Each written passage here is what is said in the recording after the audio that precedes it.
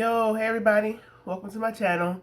This is the last video on my trimming dog's nails series.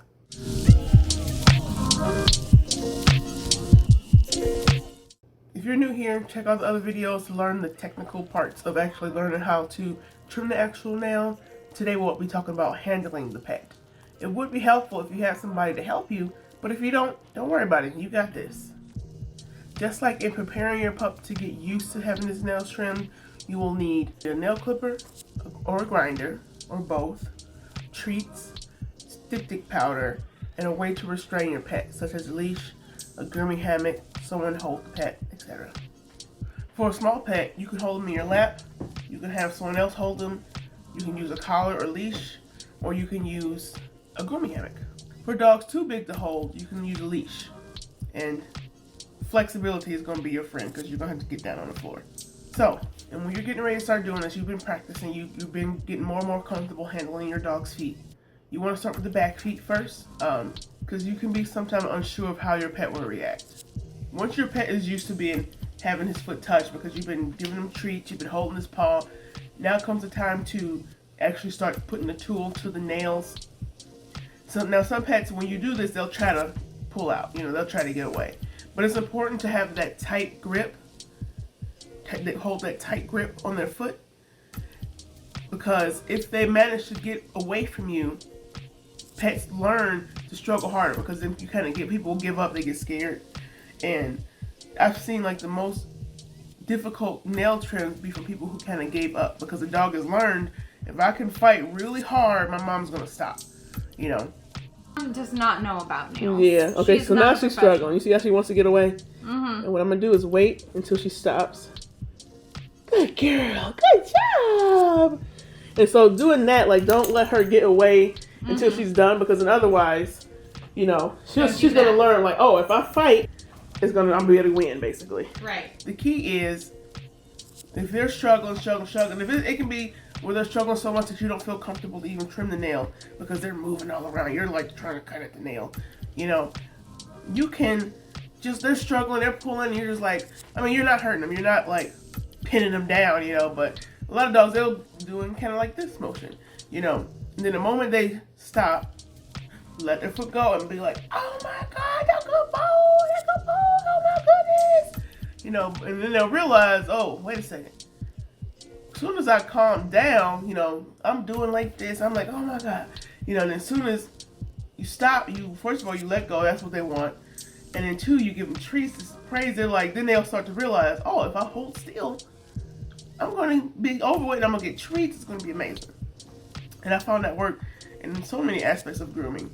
In some cases, you will have a dog that really, really strongly reacts to having their feet touched. In this case, you do want to go slow. You might not even want to do the nails yourself, but just getting them used to having their feet handled in this way, it'll make it easier for a groomer to do it. Long story short, you don't want your baby stressed out, just over something so simple as getting their nails done. If you are worried that your pup might bite you, because this is something that can happen, they don't like it, so they're like, hey, stop it. That's how dogs communicate. You can use an e-collar. I call it the cone of shame. If I'm ever kind of leery about any animal, it just, it looks like a lampshade, and that way they can't physically reach you. Some dogs are calm, they'll sit there perfectly calm and still, but they'll try to bite for like nails or something. So you have to know your own pet in this case. But if you ever feel like it's too difficult, seek professional advice. Go to the pet store.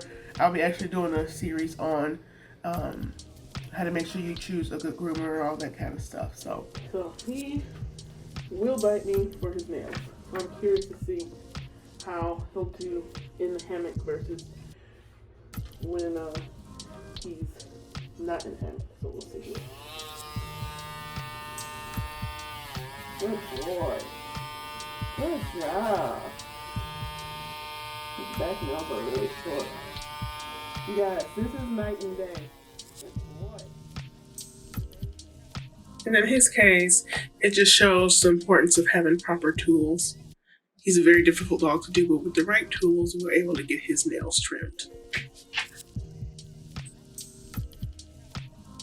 Accidents. Okay, so you did it. You clipped it, now you done got it too short. And the nail's bleeding. Yeah, it's scary because he's bleeding, you know. But it does happen sometimes. Even as professional groomers, we always keep styptic powder because sometimes it happens. You know, a dog moves the wrong way. A nail was the blood vessel was longer than what we could see and what we thought. Because I mean, no one's perfect, so we always keep styptic powder on us, and it's just a little powder. Make sure you read the directions for your particular brand. But in most cases, you take a little bit out. I put it right in, like in my little thumb, and then I press it to the nail right on the spot where it's bleeding, and I hold it, and it'll stop bleeding. It stops bleeding, and it relieves the pain. This is why, though, like I say, you just, as you see in my videos, a little bit at a time. Don't just go in there and just chunk a big part off, especially if you are not used to it yet. And that's it. Practice makes perfect. You guys got this. This is a simple thing you can do with your pet. Like I said, with my boy, Sanji. All right, come on. Okay, you just got all your business out. Come here. Ooh, with this big old baby in my he gets his nails done every week. Actually, I just groomed him yesterday. Nice and short. He's such a goof. You're such a goof. Nice and short. That way his feet stay healthy. I don't have to worry about him having, you know, foot pain because his nails get really long, or scratching up a bunch of folks, and you know, him having arthritis because his nails are just really, really uncomfortable. Yeah, what? I try to take care of you. I'm trying to get people these sips too, just because, you know, like a dog like this, I can't afford you. I can't afford your grooming. Yeah, what? They're expensive. You know, dogs can be expensive. And just, you know, for people who don't know, it's important to care for your babies. You don't want them hurting. What? What, you goof? You goof? He's such a ham. What? Yeah. Look at this. Everybody can enjoy their babies. What? Alright, I'm trying to work. Go to your bed. Good boy. Good job. But alright, y'all. Peace out. Look out for my next video. I'll be releasing one next week. I can't tell you what it's about right now, but I'll find out. In the comments, let me know how you guys are doing with trimming your dog's nails, and if you have any more questions or if you need any more tips or tricks about it. Peace.